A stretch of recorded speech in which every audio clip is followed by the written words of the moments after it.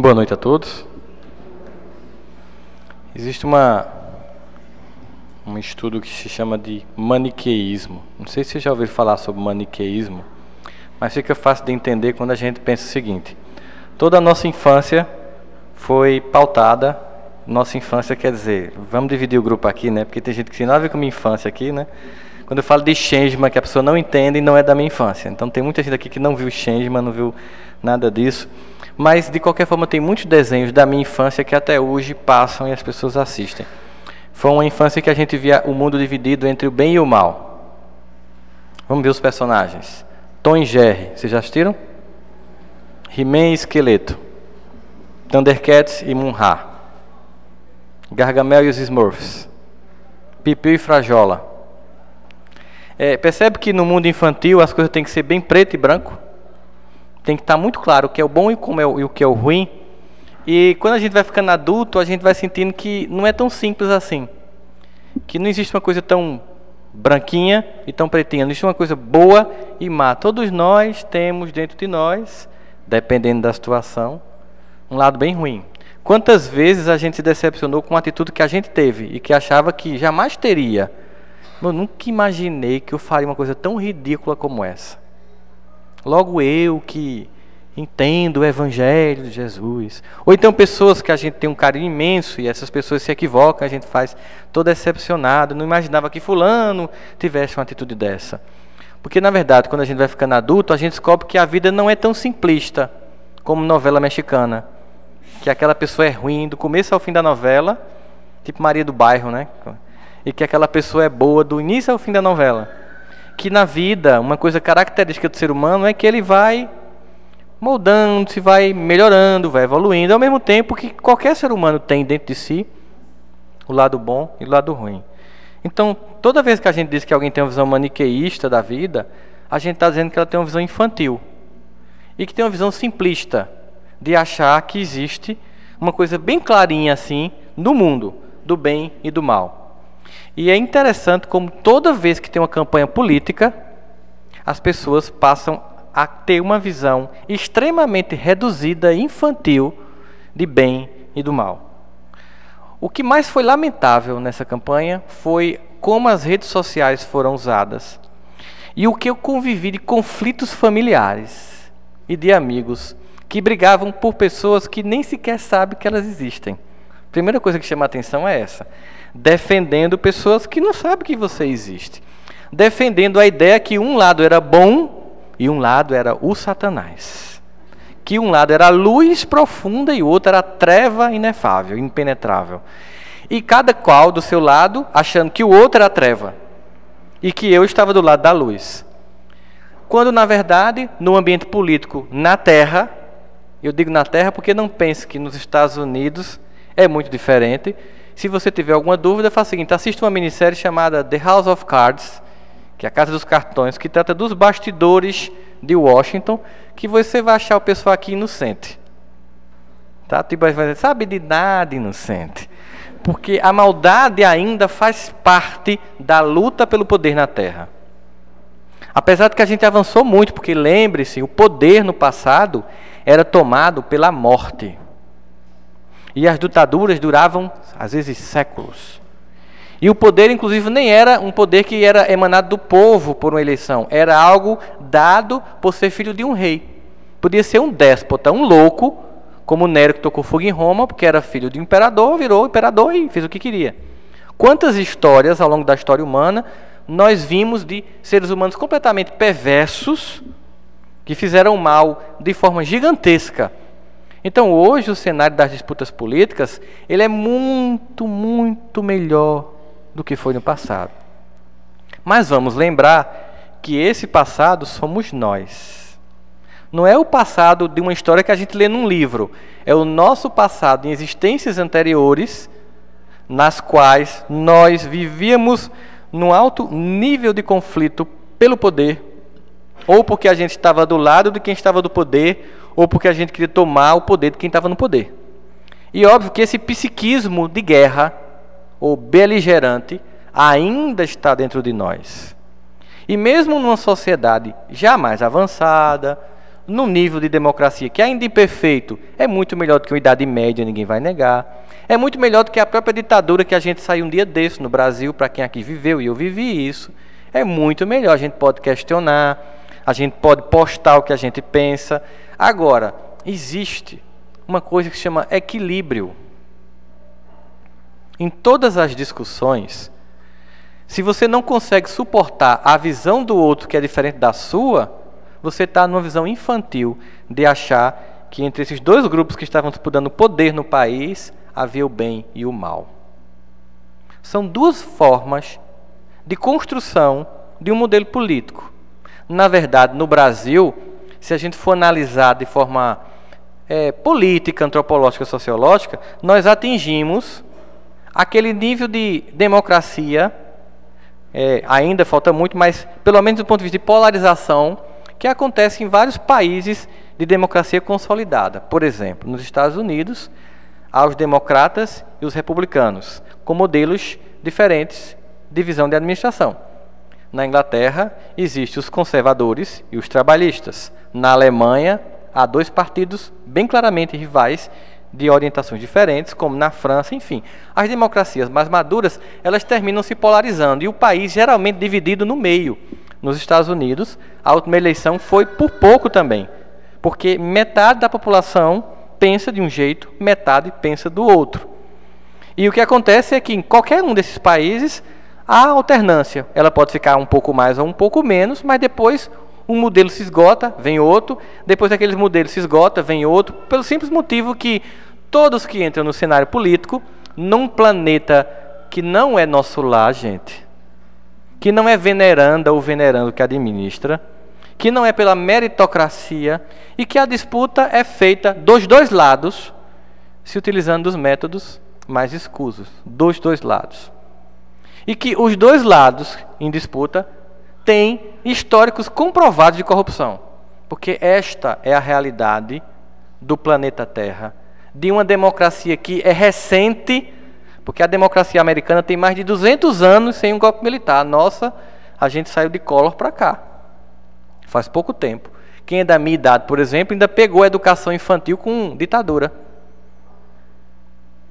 Então a gente não pode ter a visão infantil e por causa disso brigar com parentes. Gente, no dia da apuração eu vi coisas impressionantes. Todas as redes, né? Especialmente aquela mais íntima, chamada WhatsApp.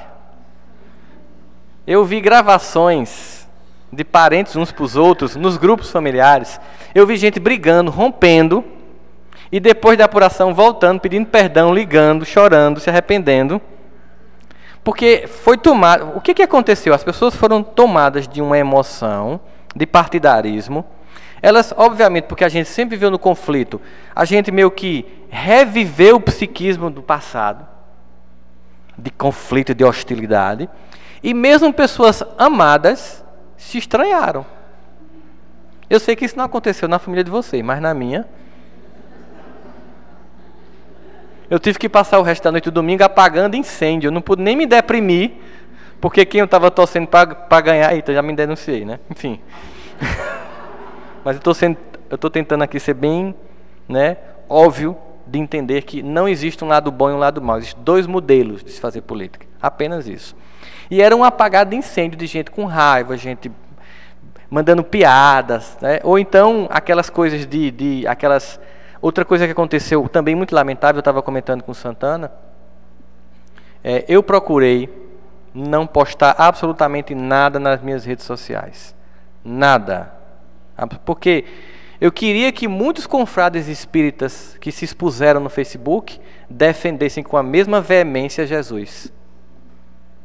Só isso é o recado que eu deixaria. Se com a mesma veemência, com a mesma força, com o mesmo vigor que alguns confrades que eu respeito e admiro defenderam seus candidatos e candidatas, com a mesma veemência, se defendesse a causa de Jesus, teria sido muito mais bonito. Porque se criou muita hostilidade e no final muita gente está magoada. Muitos expositores espíritas tomaram um partidarismo infantil, esquecendo-se que, quer queira, quer não, no momento que você se torna um expositor espírita e que você usa uma tribuna espírita para falar do Cristo, esta é a sua única bandeira. E que embora você tenha direito de ter uma visão política, e você possa até expressá-la, o que eu não acho recomendado quando você está numa posição de representar uma doutrina, que já baixa as nossas profundas imperfeições, que nos deixa incomodados de falar sabendo-se imperfeito, mas a tarefa tem que ser feita, essa aqui é a verdade.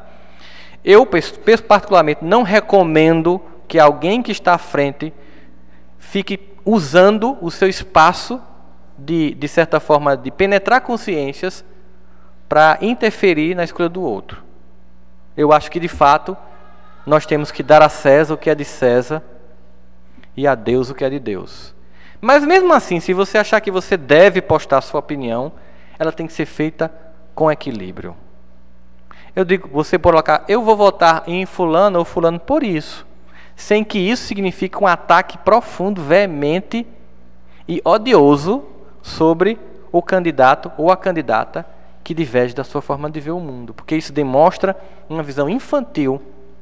Isso demonstra uma incapacidade de ver que o plano político nacional e mundial não é feito de santos.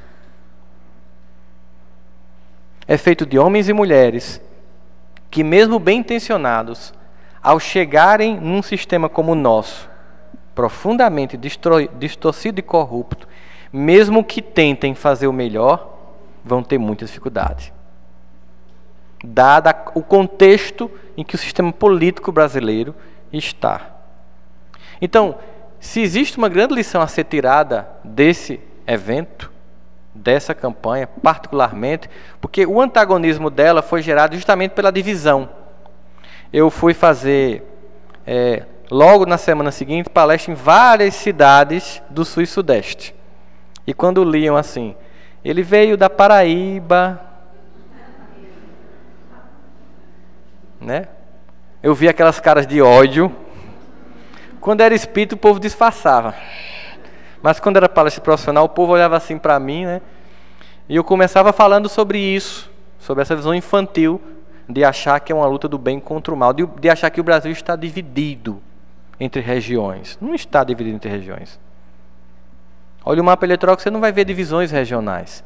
São formas e modelos. E aí a gente tem que pensar, o que fica de aprendizado para mim? Enquanto ser humano que briguei com irmão, com irmã, com primo, com prima, com colega de trabalho, que usei o meu espaço como alguém que tem uma certa interferência na opinião pública, já que você representa um espaço de religiosidade, para pregar e para contestar e para agredir. O que fica de experiência para mim? É que ainda falta muito para eu alcançar a paz íntima que eu necessito. É que ainda falta muito para que eu haja com justiça e com equilíbrio diante das situações da vida. E que implica o quanto eu ainda sou partidarista. O quanto nas situações eu tomo partido. E quando eu falo isso agora, não é nem partido político, é alguém vem falar com você e de repente essa pessoa fala mal de alguém que você conhece também e você nunca procura saber a verdade e já toma partido por ela. Pois eu nunca mais falo com essa pessoa. Ela fez isso com você? Foi. A coisa que mais uma pessoa como eu que vive atendendo aprende é o quanto quem vem contar a história conta a história dela. Porque em toda a história existem 3 verdades. A minha verdade, a sua verdade e a verdade. Que pode estar com os dois ou com nenhum dos dois. Então, em toda situação, é preciso o equilíbrio para que eu escute todos os lados. Em toda situação, eu preciso ter uma visão clara de todos os lados. Nós temos um passado aí de muitas existências em que, de fato, a gente já tomou o poder das formas mais danosas. Às vezes a gente olha, por exemplo, durante a campanha, aquelas pessoas com as bandeirinhas, né? E segurando aquelas bandeiras no sol quente. E a gente passa assim, faz coisa horrível, os pobrezinhos no sol quente, segurando essas bandeirinhas. E toda vez que eu vejo aquelas bandeirinhas, eu faço graças a Deus que elas estão usando uns caninhos de PVC para segurar as bandeirinhas, porque antigamente era espada e lança. E ninguém esperava uma escolha popular. As pessoas iam lá e quem tivesse mais força física, mais exército, matava, destruía, violentava e tomava o poder. Como é que um rei perdia o poder? Geralmente o filho matava. E a comemoração era imediata. Rei morto, rei posto. E era comum, ninguém achava estranho. E hoje seria absurdo. Hoje é uma coisa inconcebível. Então nós avançamos, mas nós podemos mais. Nós podemos muito mais. Eu entendo perfeitamente quem é a favor de um candidato e quem é a favor de outro. Eu entendo os argumentos. Eu entendo que todos os dois lados têm um aspecto positivo de contribuição específica num determinado plano de fazer o governo num país. Como também vejo as falhas dos dois sistemas. E não espero que nada seja tão superior num planeta como o nosso e numa democracia recém-conquistada como a nossa. Termina sendo uma democracia jovem. Então, nesse momento, nós precisamos imaginar as lições que sobram dos rescaldos das mágoas que ficaram de uma campanha eleitoral extremamente acirrada, que até ninguém deu conta do que estava acontecendo no Estado.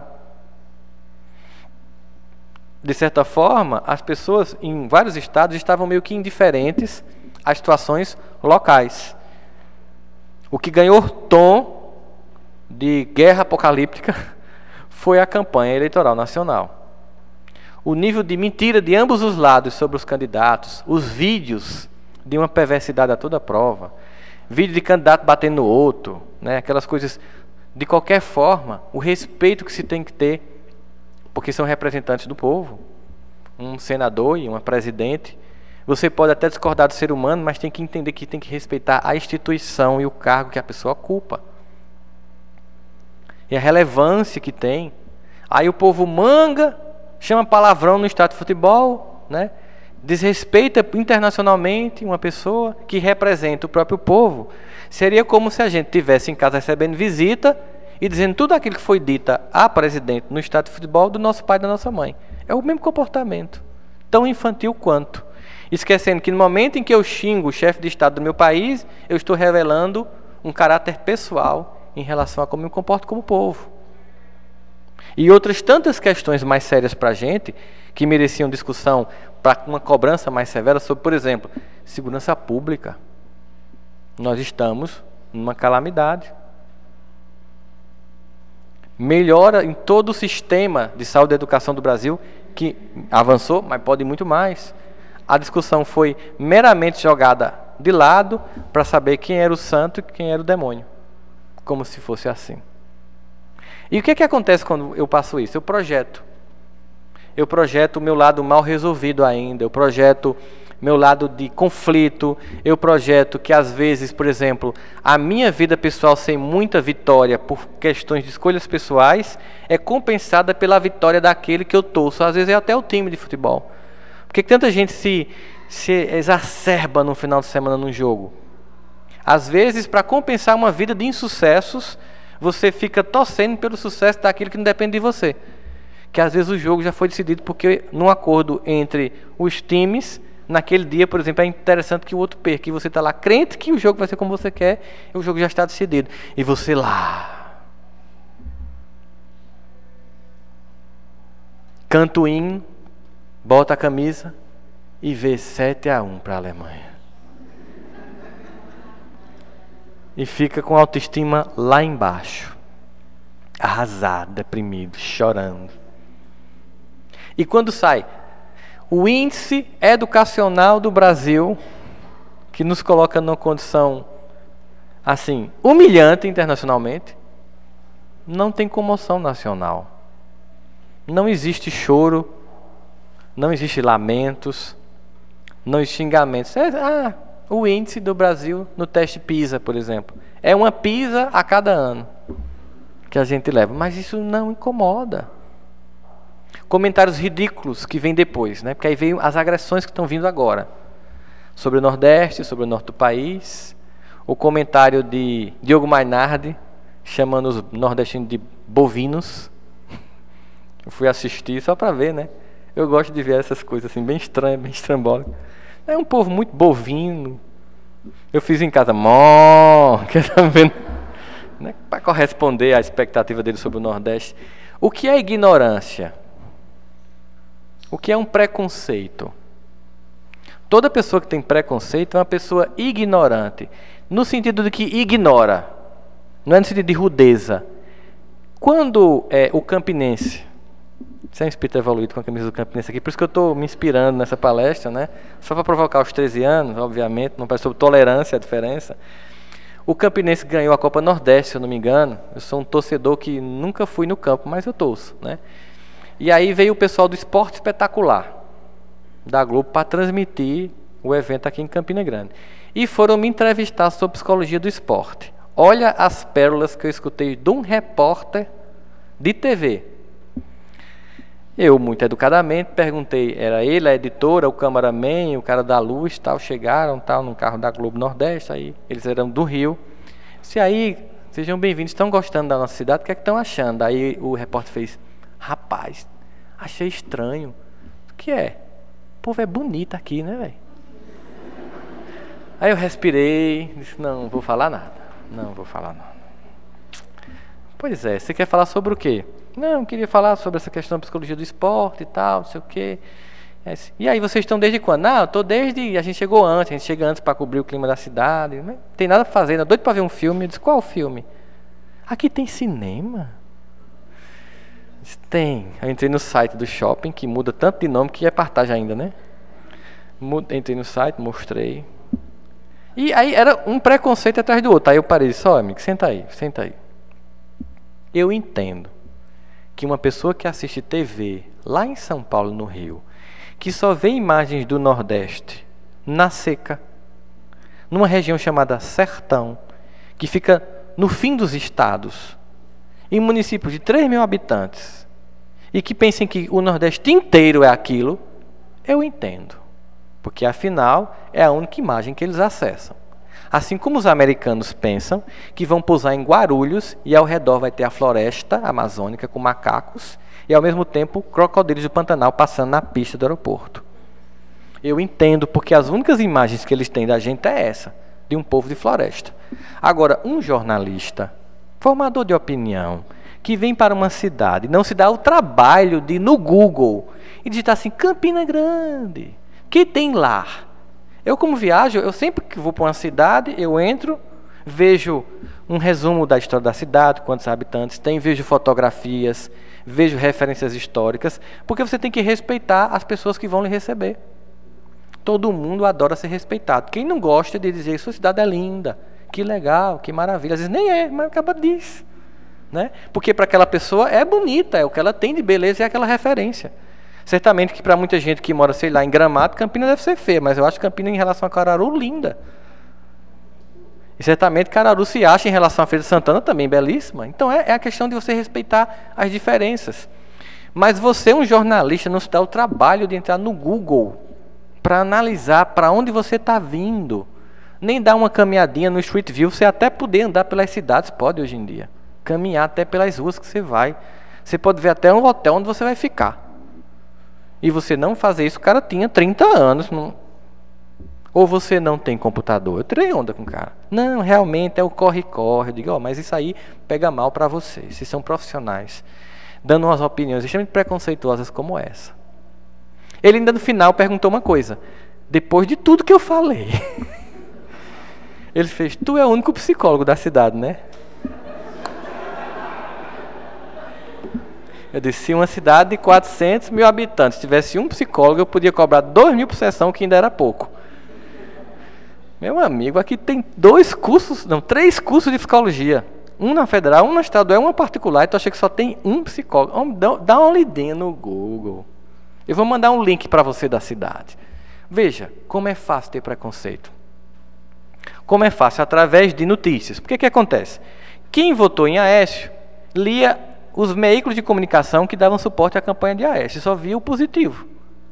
Quem votou em Dilma, lia os veículos de comunicação e os sites que davam suporte à campanha de Dilma, e só viu o lado positivo. Dificilmente você vê, numa campanha, um meio de comunicação equilibrado, que mostra lá virtudes e defeitos. A mesma coisa acontece nos Estados Unidos. Tem 2 canais de televisão bem claramente definidos. O canal ABC e CNN sempre apoia os democratas e a Fox News apoia os republicanos. Mas é assim claramente, claro. É difícil você encontrar um meio de comunicação equilibrado. Na Paraíba tem. Aqui a gente sabe que, por exemplo, Correio é equilibrado. O Jornal da Paraíba é equilibrado. Que aí é outra história. Aqui é outra história, né? Eu vou ser preso. Estão filmando esse negócio. Eu disse alguma coisa, estou dizendo que são equilibrados. Eu estou dizendo alguma coisa, quem está rindo são vocês. Filmem eles, porque vão tudo preso comigo, né? Então, é essa história humana, gente. São pessoas com limites, com falhas. Níveis de corrupção em todos têm. Então, para que alimentar esse antagonismo? O que é que eu ganhei ao final? Ao final, eu tenho que pedir desculpas. Se você agrediu pessoas, se você botou coisas ruinosas, se pergunta, é assim que se faz a experiência na democracia? Sendo eu alguém que se diz cristão, como agir? Como defender a minha forma de ver o mundo político de forma polida? Que é o que se espera. De forma polida. De forma sem provocar, sem agredir, sem atacar. Eu aconselharia até, porque veja, é uma coisa que a gente pode fazer no Facebook, mas não pode fazer na encarnação. Você pode na sua timeline apagar as suas postagens exageradas. Na encarnação elas ficam. Então, já que pelo menos na sua rede social você pode, repense. Profissionalmente, hoje é utilizado as redes sociais para fazer uma análise de perfil psicológico das pessoas. Você não vai mais nem entrevista. A pessoa vai lá, vê suas postagens, vê os seus comentários, o que você curtiu, e a partir daquilo se tem uma radiografia do seu comportamento. Porque as pessoas tornam a rede social um espelho da alma. Se expõe. Quem é amostrado, né, coloca a foto do restaurante que está comendo, coloca a foto do prato, comendo em tal canto, aí bota a foto, né? Tem pessoas que deixam o telefone ligado para onde está chegando, mostrar, estou em tal canto. Necessidade de aparecer, mas vai mostrando um perfil psicológico. Então você vai se expondo ali, para o bem e para o mal, você vai se expondo. Então nós estamos no momento, característica do mundo de regeneração, é que as coisas não ficam mais escondidas. Isso é muito claro. A eleição foi domingo, dia 26, né? No dia 28 tinha uma palestra em Brasília. E era no Ministério da Justiça. E aí eu conversando com uma pessoa de lá, ela disse, eu conversei com desembargador aposentado de mais de 87 anos. Doutor fulano, na sua época não tinha essas coisas que tem hoje em dia, né? Aí ele fez, que é isso, minha filha? Na minha época não tinha, era imprensa livre e internet.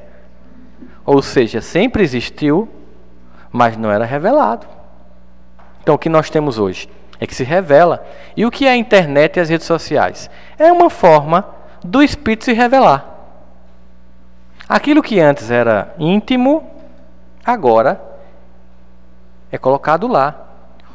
87% das pessoas que frequentam redes sociais ficam apenas com ressentimento, ódio e inveja do que as pessoas colocam lá. Vocês sabiam disso? Pesquisa feita em 37 países. 87% dos seus amigos de Facebook e Instagram, a sua profunda rede de amizade, fica com raiva do que você coloca de uma vida que às vezes não é o que você tem, porque você só coloca os melhores momentos de. Né? Você não coloca coisas ruins.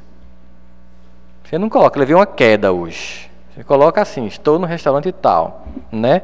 No meu emprego me deram um grito hoje. Você não coloca isso. Você coloca, estou na praia. Então, a sensação de quem está do outro lado é que sua vida é maravilhosa, perfeita e a dela é infeliz. E mais, as pessoas têm acesso à sua intimidade, que no passado só quem tinha acesso à sua intimidade eram suas pessoas íntimas. Só as pessoas íntimas tinham acesso à sua intimidade. Agora não. Qualquer pessoa que está na sua rede, e se você deixar lá para todo mundo ver, não só para quem faz parte do meu grupo de amigos, qualquer pessoa, enfim, sabe o que passa na sua vida. As pessoas se expõem, saem de casa para um restaurante, e o bandido, epa, está vazia a casa. Já teve casos e mais casos de bandido que assaltou a casa e deixou um recadinho no espelho. Da próxima vez, contribua com meu trabalho. Avise que você está fora de casa no Facebook. Imagina, você chegar em casa, sua casa arrombada, sem nada dentro, e um recado irônico desse, e você ainda se sentir culpado. Você é roubado 2 vezes. Roubado financeiramente, sua paz de espírito. Como é que eu fiz isso? Como é que eu cometi uma atrocidade dessa? Então é um momento da gente ver as minhas sombras foram projetadas nas redes sociais.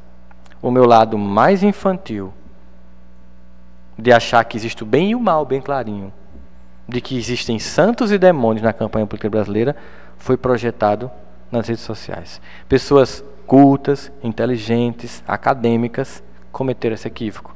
Representantes de várias religiões cometeram esse equívoco, esquecendo do conselho bem que sabe de Jesus: dai a César o que é de César, dai a Deus o que é de Deus, sem que por isso nós possamos ser impedidos de ter uma ativa participação política. Mas volto a dizer, com equilíbrio. Afinal, nós temos que imaginar como agir de forma cristã em qualquer situação. Sempre como agir de forma cristã. Portanto, se alguém lhe magoou durante a campanha política, algum parente seu, perdoe. Se você não consegue nem ligar e já excluiu do seu Facebook, tirou do WhatsApp, a gente rompe relações virtuais hoje em dia, né? As pessoas rompem relações virtuais. Você já tirou do seu WhatsApp, do seu Instagram, do seu Facebook, enfim, do Google+. Você começa a fazer uma prece e começa a reconectar. Se você machucou, peça desculpas, peça perdão, diga que foi ingênuo, que foi tomado pelo calor da emoção, porque foi mesmo. A gente age com aquele sentimento de grupo. Aí sim, de manada. Aí sim, bovino. De achar que todo mundo está do meu lado, tem que ser bom, e, né? Aí às vezes as pessoas tomam aquele partidarismo terrível. Muitas pessoas, representantes de religião, se equivocaram nesse momento e demonstraram seu lado mais infantil e mais sombra, sem que com isso nós possamos deixar de perceber que elas continuam sendo pessoas trabalhadoras do Cristo, servidoras e que têm um trabalho no bem. Mas é por isso mesmo que vem um apelo. A nossa maior bandeira, que é a nossa mais alta esperança, é Jesus. Se quer defender com afinco, com vigor, mas sem agressão, porque Jesus também não se permite a isso, embora alguns pensem, use os seus espaços de divulgação de ideias para falar de convivência, de fraternidade, de perdão, de aceitação e de tolerância.